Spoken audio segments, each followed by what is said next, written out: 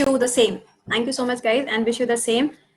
आप कहोगे कि मैम सेम किस लिए आप बोल रही हैं, I am not a boy है ना, sorry I am a boy, ma'am आप सेम क्यों बोल रही हैं? तो ये सिर्फ आपके लिए नहीं है, घर वालों के लिए भी है। ओके अच्छा सब आगे भाई।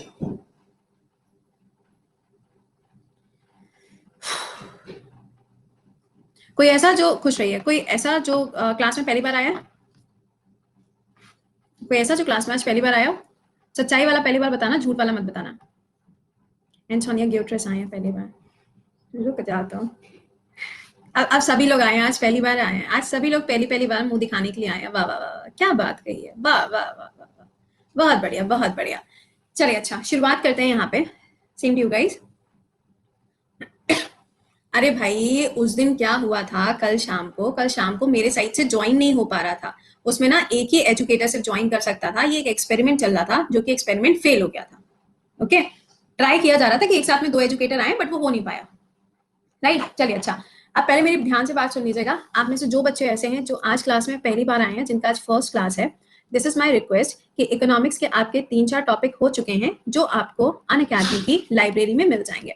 आप वहां से जाके जो 3-4 क्लासेस आपके छूट गए हैं आप उसको देख लेना, ठीक है। दूसरी बात, आपका जो नया बैच स्टार्ट हो जाएगा वो 24 मार्च से स्टार्ट होगा। तब तक आपके जो क्लासेस छूट गए आप उसको देख लो और रेगुलर बेसिस पे आप इसको पढ़ते हुए चले, ठीक है। Thank you so much guys and wish you the same. Soni, हाँ आपके कमेंट मुझे शो हो रहा है। ऑलराइट सेशन है और डाउट सेशन में आपको क्या पढ़ाया जाता है, जो पिछले वाले क्लास में मैंने आपको कंटेंट पढ़ाया है उसी के बेसिस पे हम लोग क्या सॉल्व करते हैं, प्रीवियस ईयर क्वेश्चंस को सॉल्व करते हैं। यही तो करते हैं ना, यही करते हैं। अच्छा तो अब मेरी बात को पहले ध्यान से सुनो। पहला पॉइंट तो ये, thank you guys, thank you so much. और आपके भी घर में आपकी मम्मा को, आपकी दादी माँ को, आपकी ना पढ़ना शुरू करेंगे, ठीक है।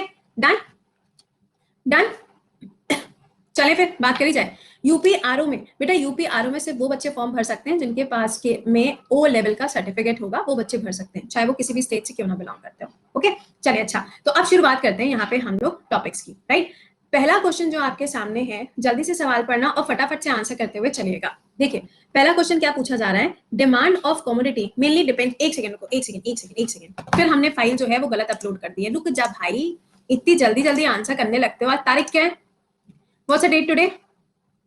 कुछ दिन बाद ना मेरा भी दिमाग जो है वो फ्यूज होगी। सोच समझ के थोड़ा आंसर करिएगा। एक्सपेंडिचर मेथड के अंदर क्या चीज आएगी, रेंट और रॉयल्टी आएगी, मिक्स्ड इनकम आएगी या फिर नेट एक्सपोर्ट आएगा? सोच समझ के बताओ।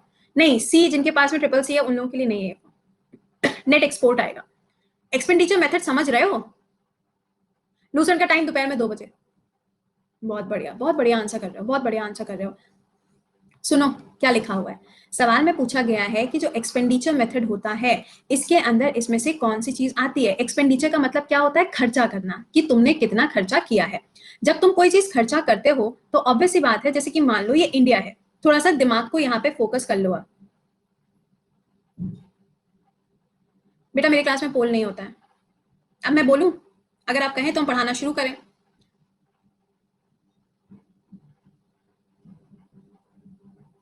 यूपीएसआई की टाइमिंग 4 से 5 है शाम में। अब थोड़ा ध्यान से पढ़ लो, ठीक है, वरना अगर आप कहें तो हम पढ़ाना शुरू करें।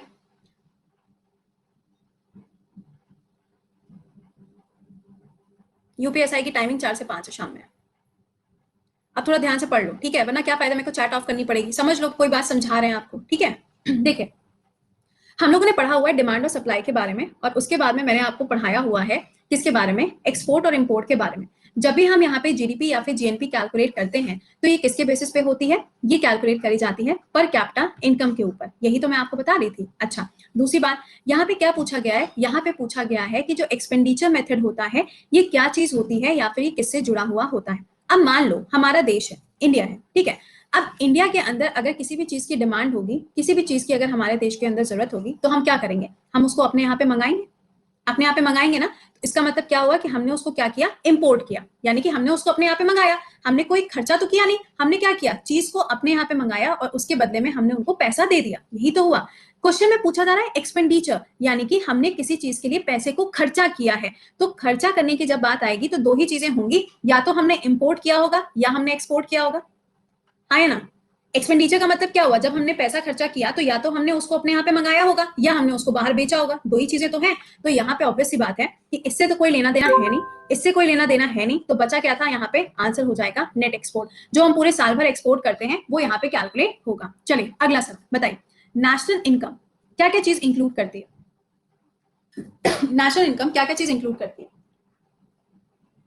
रेंट एक्सपेंडिचर में आता है, लेकिन हमारा जो देश है ना, हमारा देश रेंट नहीं देता है। इंडिया रेंट देगा? इंडिया रेंट देगा या इंडिविजुअल पर्सन रेंट देता है?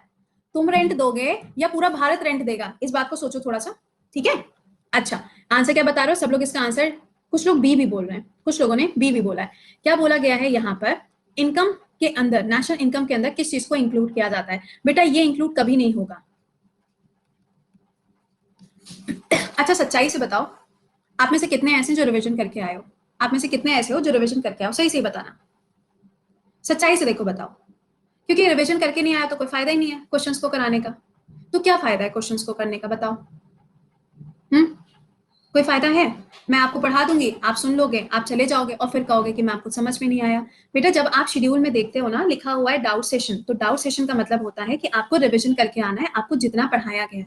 समझ रहे हो? तो दिस इज आर रिक्वेस्ट कि जब आप क्लास में आओ तो चीजों को रिवाइज करके आओ, वरना कोई फायदा नहीं है बेटा क्लास में आने का। अब आधे से ज्यादा बच्चा बोल रहा है पेंशन, ठीक है। अब मुझे एक बात बताओ, मैंने पिछले वाले क्लास में आपको दो बातें बताई थी, एक था रेवेन्यू, एक था कैपिटल, बताया था? हाँ या ना बताओ, बताया था? पक्का बताया था? अच्छा, मैंने आपको कहा था कि जो रेवेन्यू होता है इसका मतलब होता है कि आपको जो प्रॉफिट होगा वो तुरंत हो जाएगा। कहा था कि नहीं कहा था? बोला था। और मैंने कहा था कि जो चीज कैपिटल के अंदर आएगी वो क्या है, एक तरीके से लाइबिलिटी होती है, जिसका प्रॉफिट हमको बहुत ही लंबे समय के बाद में मिलता है। बताया था कि नहीं बताया था? बताया था। तो आप मुझे ये बताओ, जो पेंशन है वो रेवेन्यू के अंदर आएगी या कैपिटल के अंदर आएगी? हाँ, लाइक हॉस्पिटल किसके अंदर आएगी? पेंशन जो है वो रेवेन्यू के अंदर आएगी कि कैपिटल के अंदर आएगी? पेंशन तुमको तुरंत मिल जाती है, जब तुम सर्विस दोगे सरकार को तो उसके बाद ही तो तुमको पेंशन मिलेगी। या तुमने आज ही काम करना शुरू किया और तुमको आज से ही पेंशन मिलना शुरू हो गई, ऐसा होता है क्या? ऐसा तो नहीं होता है। हम जब सरकार के लिए काम करेंगे उसके बाद ही तो हमको पेंशन मिलेगी। तो पेंशन किस में आएगी? कैपिटल में आएगी। ये क्या है? ये सरकार की लाइबिलिटी है, सरकार को ये काम हमारे लिए करना है, सरकार इसको करने के लिए बाध्य है। तो बेटा जब ये कैपिटल के अंदर आएगी तो नेशनल इनकम आप किसके ऊपर निकालते हो? जीडीपी और जीएनपी के ऊपर निकालते हो। तो बेटा ये जीडीपी जीएनपी के अंदर तो कैलकुलेट ही नहीं होता है, वो किसके ऊपर आता है? परचेजिंग पावर पैरिटी के ऊपर आता है। कैसे बता दिया तुमने कि इसका आंसर बी बनेगा? समझ आया? दिमाग खुला? दिमाग खुला कि नहीं खुला? अभी भी सो रहे हो? परचेजिंग पावर पैरिटी क्या होती है? तुम्हारी जो सैलरी है वो 1 लाख रुपए है और तुमको कोई चीज खरीदनी है और तुम मार्केट में जाओगी, तो मार्केट में जाओ और वहां पे तुमने किसी चीज की डिमांड करी और तुम उस चीज को खरीद पा रही हो, तो ये क्या है? परचेजिंग पावर पैरिटी है। आप उस चीज को खरीदने में सक्षम है, ठीक है। समझ में आ गई? बेटा आई से काम ना चल पाएगा, जैसे तुम लोग चला रहे हो ना काम, ऐसे काम चल नहीं पाएगा। मैं फिर से बोल रही हूँ, समझ रहे हो? हाँ, अब सी क्यों नहीं होगा? स्मगलिंग के ऊपर हम नेशनल इनकम काउंट करेंगे, बेवकूफी वाली बातें। सी क्यों नहीं होगा? स्मगलिंग के ऊपर करेंगे, बोल दो ना, बोल काहे नहीं देते हो सरकार को? कल से स्मगलिंग चालू कर दे, हम लोग की जीडीपी हो जाएगी बिल्कुल हाई लेवल, 15% पे। कसम से दिमाग जहां लगाना चाहिए वहां नहीं लगेगा, फालतू चलेगा दिमाग। ग्रेट है। चलिए अगला बताइए। क्वेश्चन में आपसे पूछा जा रहा है, नॉट रिक्वायर्ड फॉर जीएनपी, इसमें से कौन सी चीज ऐसी है जो कि जीएनपी के अंदर नहीं आती है, जीएनपी जिसके ऊपर कैलकुलेट नहीं होती? ध्यान से देखना, जीएनपी पूछा है, जीडीपी नहीं पूछा है।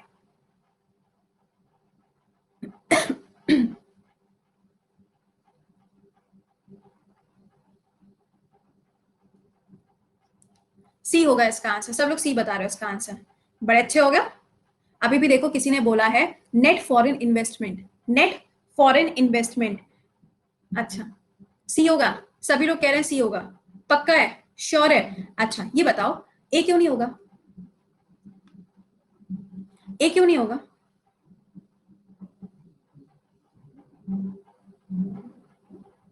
जीएनपी है ना, एग्जैक्टली क्या पूछा है? जीएनपी पूछा है। अगर यहाँ पे वो कह देता कि भाई जीडीपी बताना है ना, तो जरा आंखें खोल के ये भी तो देखो। अब बताओ कि क्यों नहीं होगा? अब बताओ क्यों नहीं होगा?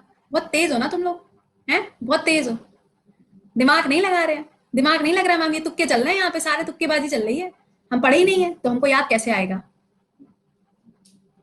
सुनो, क्वेश्चन में पूछा गया है कि इसमें से कौन सी ऐसी चीज है जिसके ऊपर जीएनपी कैलकुलेट नहीं होता है। सवाल में ये पूछा गया है। तो बेटा परचेजिंग पावर के ऊपर क्या कैलकुलेट होता है?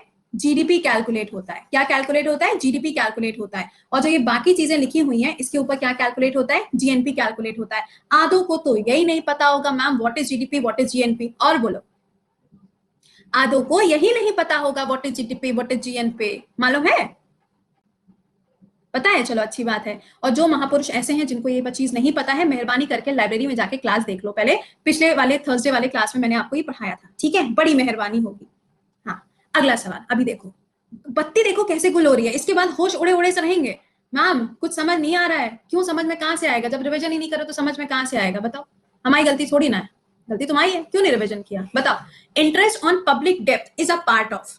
कोई पब्लिक डेप्थ है, जैसे कि मान लो कोई प्रॉपर्टी है, ठीक है? प्रॉपर्टी के ऊपर जब आपने उसको खरीदा था तो आपके ऊपर किसी भी तरीके का कर्ज हो गया, ओके? अब उसके ऊपर जो इंटरेस्ट बना है वो किसका हिस्सा बनेगा? सब सी के साथ में जा रहे हैं। National income, national income, this is the right answer ma'am. National income is the correct answer. बहुत बढ़िया, बहुत ही ज्यादा बढ़िया, सही जवाब। इसके लिए तुमको मिलेगा 0। भैया एक काम करो, जाओ पहले सबके सब चैप्टर रिवाइज करके आओ। चलो जाओ, सब पहले चैप्टर रिवाइज करके आओ। भाई हद है, कसम से हद हो गई है। ये बताओ, तुमको जब हम पेशानी कह रही है, मैं जा रही हूँ बाय। कसम से यार, कसम से तुम लोग, मैंने तुम लोगों को पढ़ाया था पब्लिक डेप्थ। पब्लिक डेप्थ का मतलब, पब्लिक डेप्थ, पब्लिक डेप्थ का मतलब क्या हो गया? कोई एक ऐसी प्रॉपर्टी है, पब्लिक लिखा है ना, पब्लिक का मतलब क्या होता है? सरकारी। पब्लिक का मतलब क्या होता है? सरकारी चीज, ठीक है? चलो आज क्लास ओवर। पब्लिक का मतलब क्या हुआ? कोई भी ऐसी चीज जो सरकारी है ना? यही तो होता है, हाँ या ना?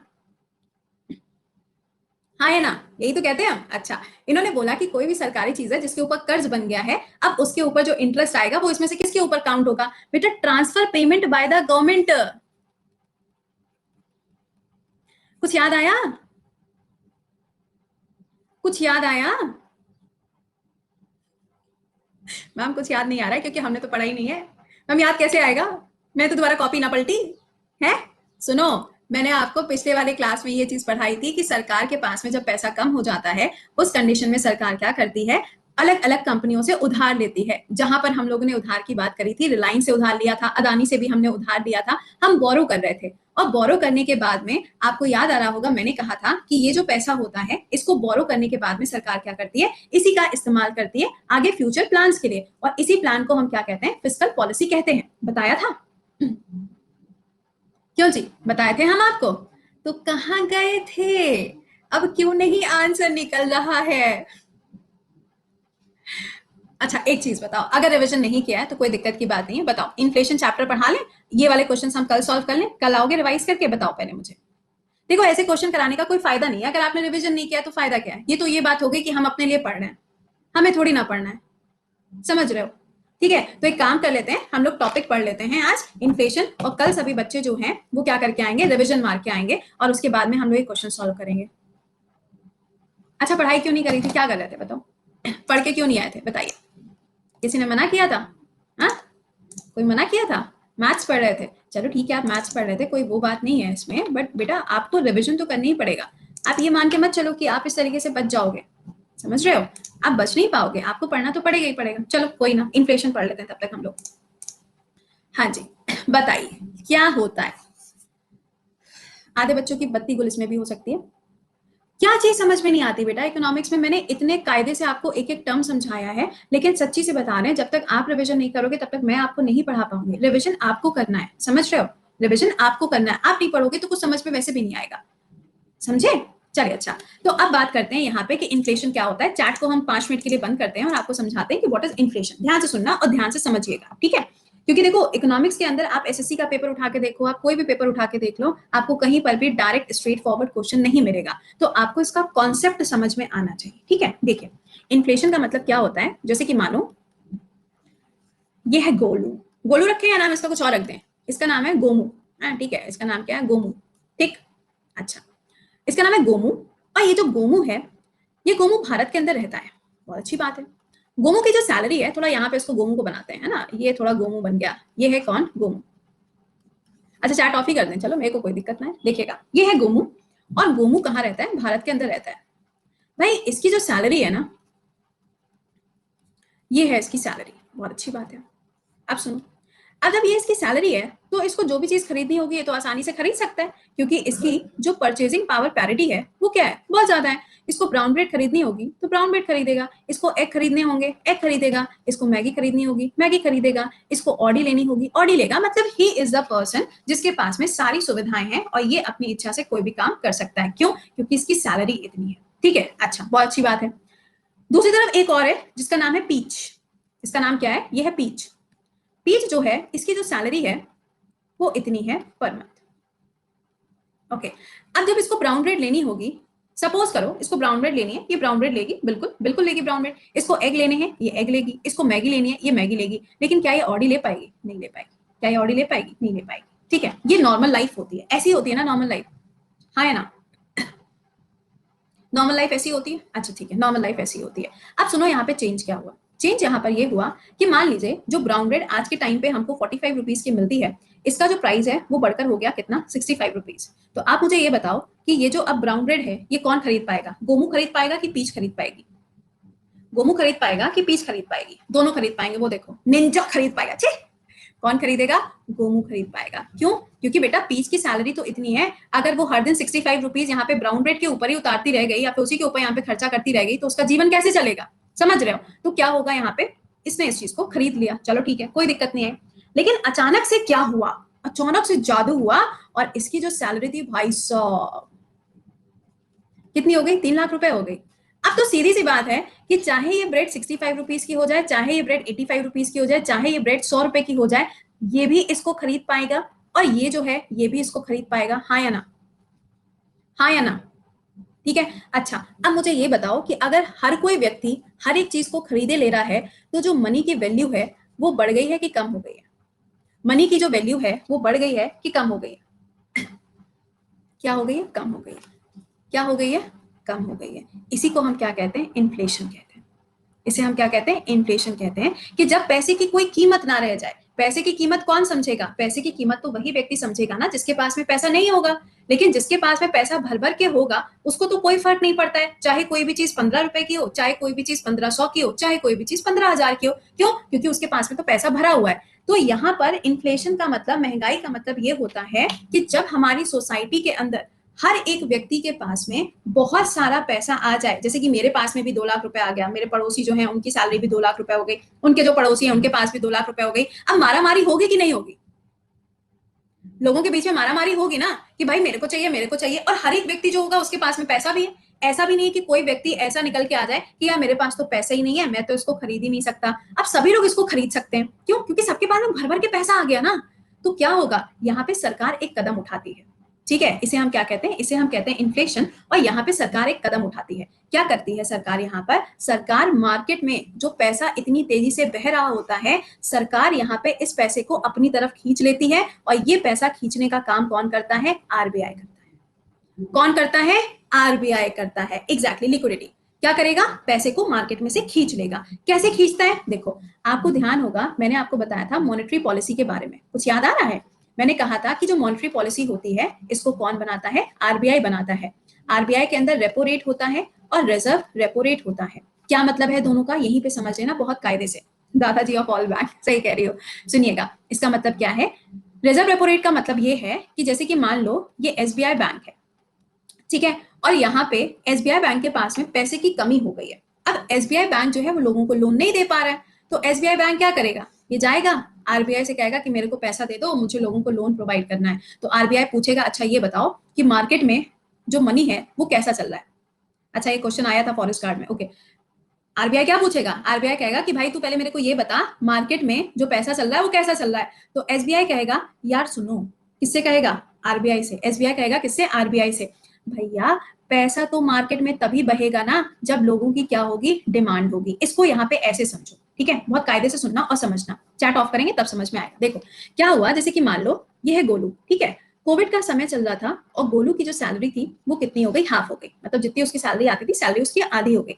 तो इसकी जो डिमांड है वो क्या होगी, ऑब्वियस सी बात है अपने आप कम हो जाएगी। अब ये क्या करेगा, इसको अपना खर्चा चलाना है या अगर इसको अपना बिजनेस चलाना है तो ये जाएगा किसी भी बैंक के पास में और कहेगा कि मुझे लोन चाहिए क्योंकि मेरे पास में पैसा नहीं है और मुझे अपना काम चलाना है तो मुझे लोन चाहिए। सही बात है। एसबीआई क्या कहेगा, ठीक है मैं आपको लोन दूंगा। जब यहाँ पे एसबीआई सबको धीरे धीरे करके लोन बांटना शुरू कर देगा तो मार्केट के अंदर जो लिक्विडिटी है यानी कि मार्केट के अंदर जो मनी है वो बढ़ जाएगा कि कम हो जाएगा, ये बताओ। मार्केट के अंदर जो मनी है वो बढ़ जाएगा कि कम हो जाएगा? देखो किसी ने बोला कम हो जाएगा। वैशाली कैसे कम हो जाएगा? कम हो जाएगा। कोमल कैसे कम हो जाएगा?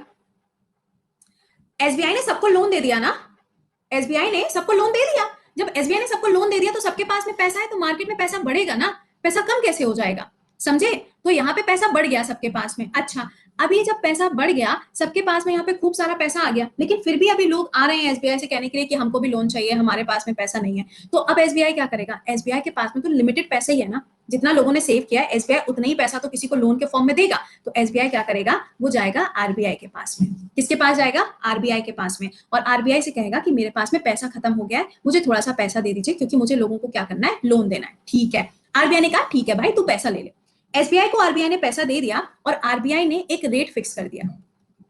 आरबीआई ने क्या किया, एक परसेंटेज फिक्स कर दिया कि मैं तुमको 4% इंटरेस्ट रेट पे ये लोन दूंगा। बिल्कुल सही है। इसी को हम क्या कहते हैं, इसको हम कहते हैं आरआर। इसे हम क्या कहते हैं, आरआर कहते हैं। बात समझ में आई? रेपो रेट, इसे हम क्या कहते हैं, रेपो रेट कहते हैं। समझे? ये पूरा प्रोसेस क्या है, रेपो रेट है। राइट? अच्छा, ये तो हुआ रेपो रेट। अब देखते हैं इसका दूसरा फेस क्या है, इसका एक दूसरा भी है। ठीक, रेपो रेट का अपोजिट क्या होता है, वो होता है रिजर्व रेपो रेट। दूसरा क्या है इसका भाई, रिजर्व रेपो रेट। अब सुनो क्या हुआ, एसबीआई ने सबको खूब सारा लोन बांट दिया, तो लोन बांटने के बाद में मार्केट के अंदर सबके पास में खूब सारा पैसा आ गया। तो मार्केट के अंदर जो लिक्विडिटी थी यानी कि जो मनी था वो क्या हो गया, बहुत ज्यादा इंक्रीज हो गया। अब जब बहुत ज्यादा इंक्रीज हो जाएगा तो महंगाई आने लगेगी कि नहीं आने लगेगी? महंगाई आने लगेगी कि नहीं आने लगेगी, तुम ही बताओ। जब सबके पास में पैसा भर भर के आने लगा तो सभी लोग कहेंगे हम हीरो का हार खरीदेंगे, हम डायमंड खरीदेंगे, हम लिम्बोर्गिनी खरीदेंगे, हम जाके ऑडी खरीदेंगे। यही तो सभी लोग कहेंगे ना, कहेंगे कि नहीं कहेंगे? ऑब्वियस सी बात है, हाँ कहेंगे। अब जब यहाँ पर सबके पास में पैसा खूब सारा बढ़ गया और लोगों की जो डिमांड है वो बहुत तेजी से बढ़ना शुरू हो गई, तो क्या सप्लाई उतनी तेजी से बढ़ पाएगी जितनी तेजी से लोगों की डिमांड बढ़ रही है? जितनी हम मार्स पे जाएंगे, सही कह रहे हो। क्या हो पाएगी? नहीं हो पाएगी। क्यों? क्योंकि सप्लाई को बढ़ाने के लिए हमको क्या करना पड़ेगा, हमको इंडस्ट्रीज इंक्रीज करनी पड़ेगी। और इंडस्ट्रीज ऐसे हवा में तो बढ़ नहीं जाएगी, कंस्ट्रक्शन करना पड़ेगा, जमीन देखनी पड़ेगी, तभी तो जाके ये प्रोसेस होगा। तो इस टाइम पे आरबीआई क्या करता है, आरबीआई मार्केट से पैसे को खींच लेता है। आरबीआई क्या करता है, मार्केट से पैसे को खींच लेता है। कैसे खींच लेगा, देखो। वो कहेगा एसबीआई को कि सुनो तुमको जितना लोन देना था तुम अपना लोन दे चुके हो, अब एक काम करो। एसबीआई कहेगा बताइए मैं क्या काम करूं। आरबीआई कहेगा एसबीआई को कि तुम एक काम करो, तुम्हारे पास में जितना पैसा बचा हुआ है ना, तुम उतना सारा पैसा मेरे पास रखवा दो। किसके पास? ये कहेगा काय को रखवा दूं, मैं नहीं दे रहा पैसा तुमको, मैं लोन बांटूंगा। तो आरबीआई ने कहा सुनो, तुम लोन बांटो ठीक है, मुझे कोई दिक्कत नहीं है, लेकिन तुम जब लोन बांट रहे हो सबको तो तुमने ये जो रेट है वो रखा है तुमने इतना, लेकिन जब तुम यही पैसा मेरे पास रख दोगे तब मैं तुम्हारा जो इंटरेस्ट रेट है वो रखूंगा इतना। अब बताओ तुम लोन बांटोगे या पैसा मेरे पास में रखोगे, क्या होगा?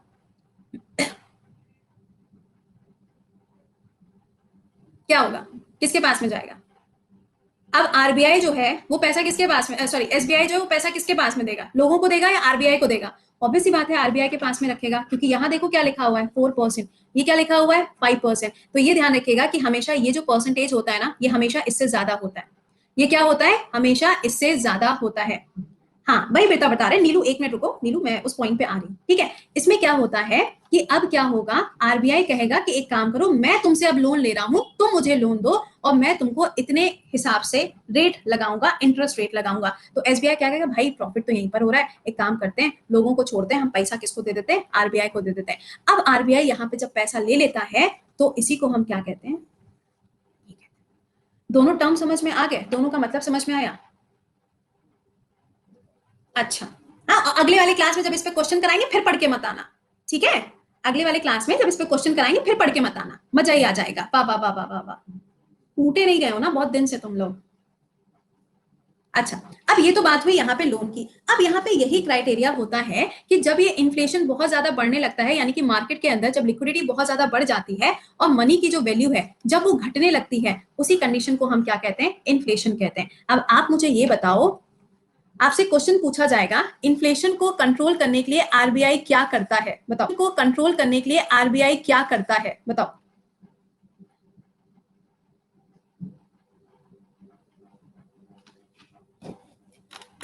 बताओ।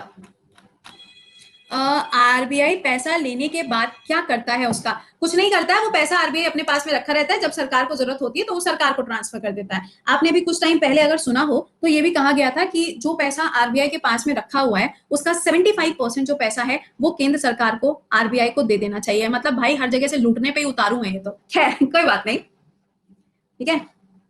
हाँ ठीक, ये बात सबको समझ में आ गई। तो क्या करेगा ये यहाँ पर इस वाली चीज को काम करता है। तो ये बहुत बार आप, नहीं नहीं नहीं नहीं, अरे बेटा अंकुश, मैंने एसबीआई एक एग्जाम्पल लिया है। अरे मेरे प्रभु, मैंने एक एग्जाम्पल लिया है, ठीक है।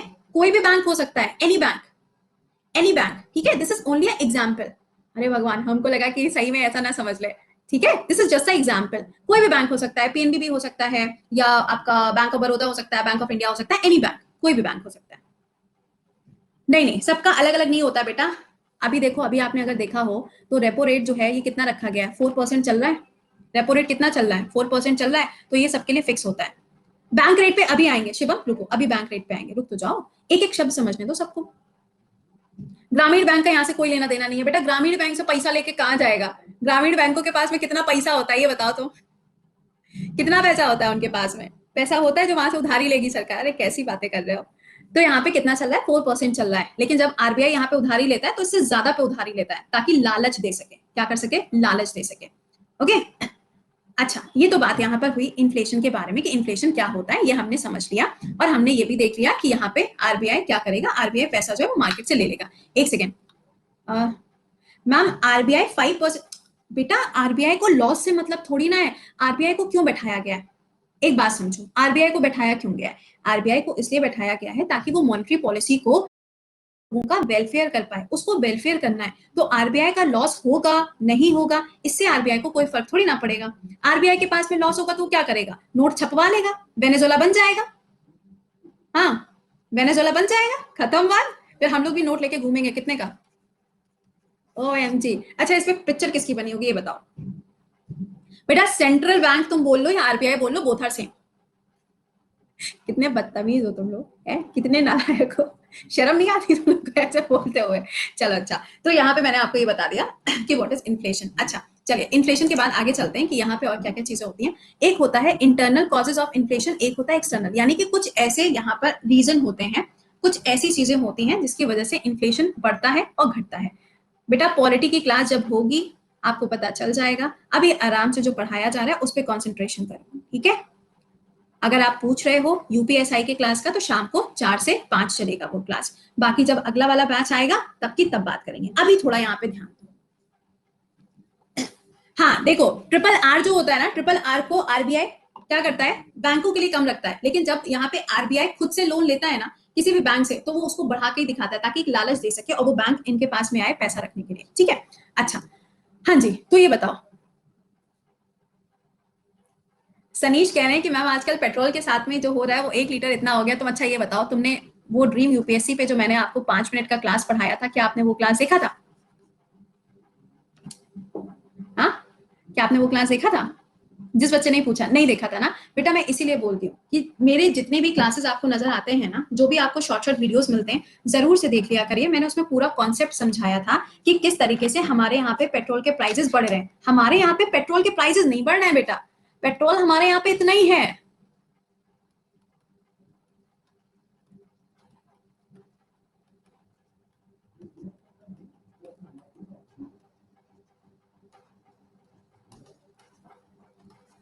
समझे? ये सब हो रहा है, समझ रहे हो? हमारे यहाँ पे जो पेट्रोल है बेटा, उसका प्राइस तो इतना ही है, लेकिन सरकार ने इसके ऊपर इतने सारे टैक्सेस लगा के रखे हैं कि आपको इतने रुपए पर लीटर मिल रहा है। समझ गए?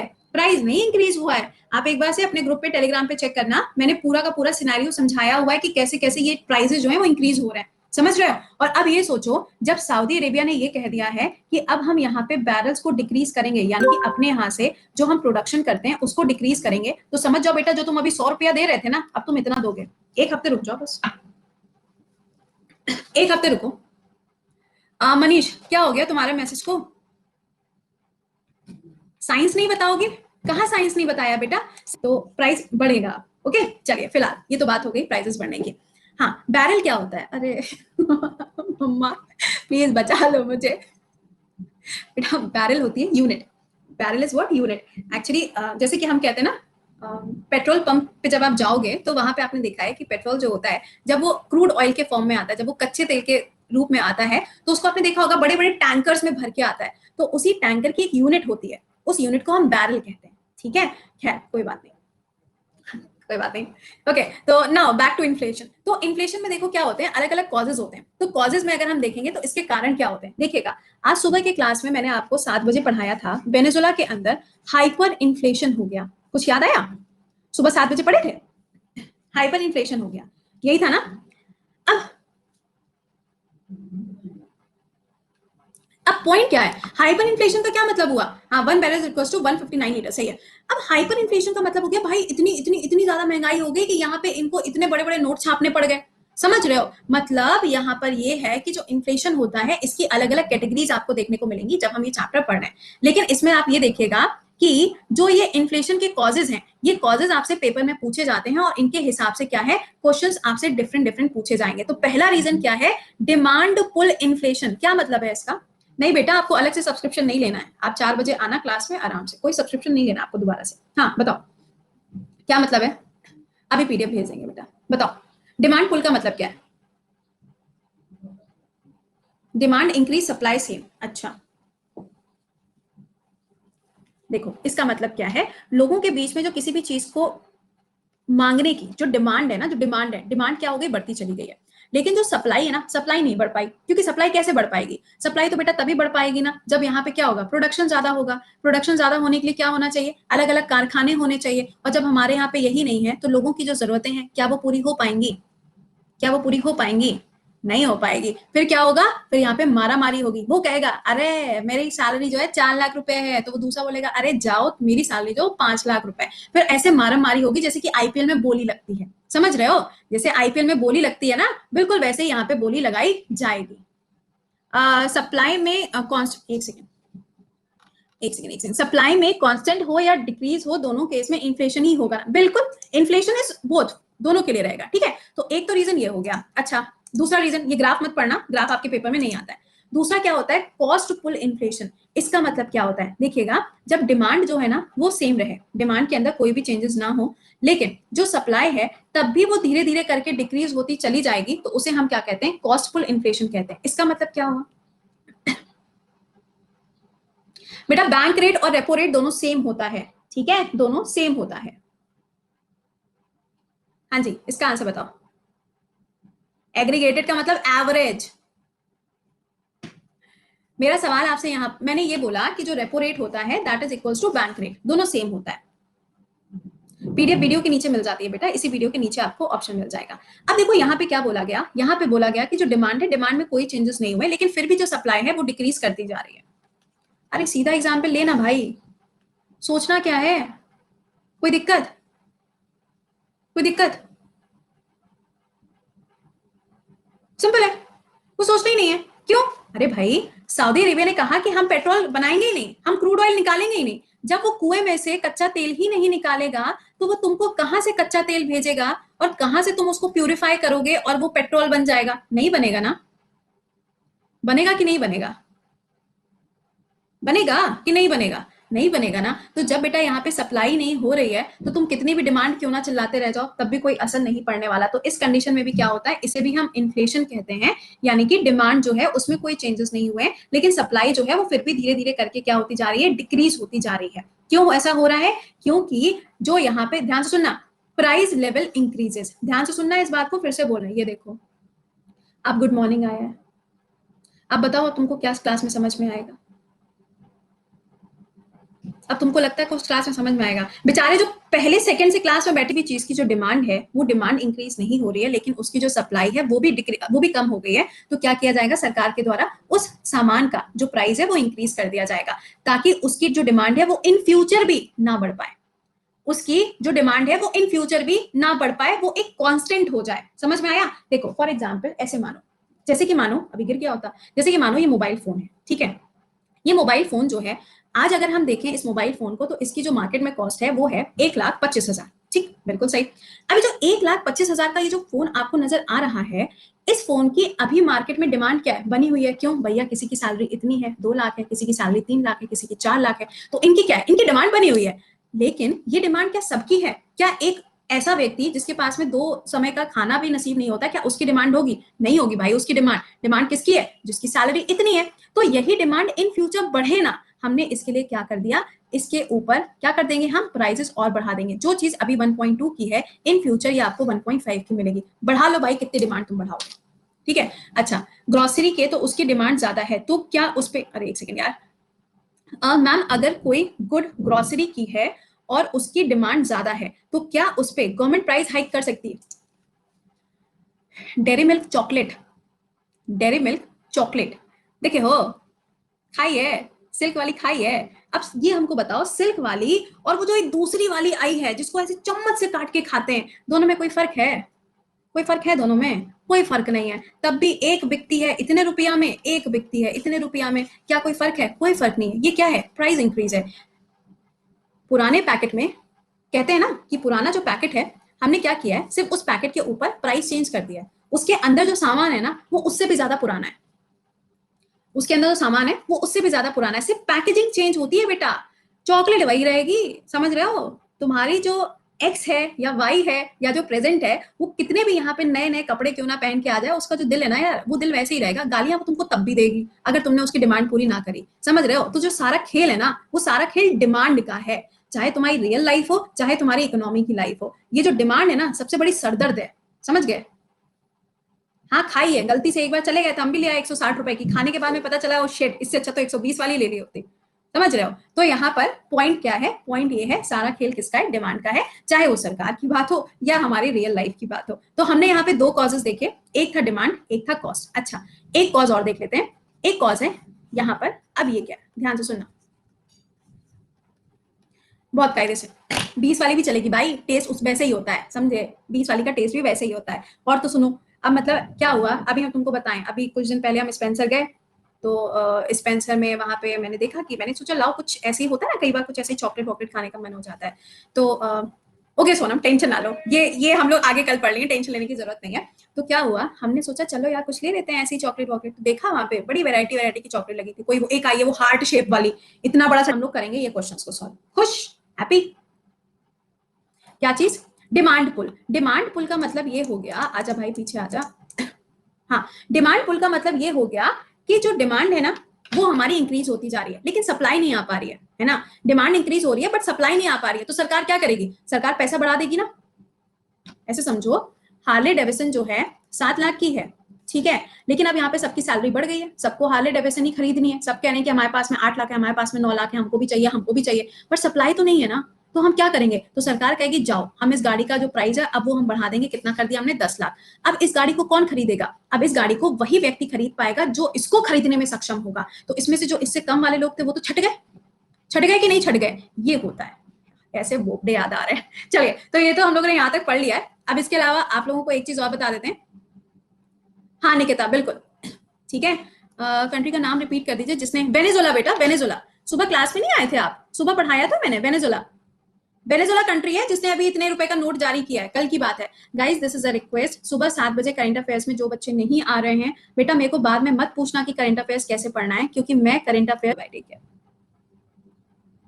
क्वेश्चन टैब हम लोग कल क्वेश्चन डिस्कस करेंगे, टेंशन ना लो, कल हम लोग क्वेश्चंस पे डिस्कस करेंगे। पहले मुझे ये चीज खत्म कर लेने दो, क्योंकि आधी चीजें ना आपके इसी के अंदर छुपी हुई होती है। तो हम एक बार से इसको डिस्कस कर लेंगे, उसके बाद में बात करेंगे, राइट? चलो बाय।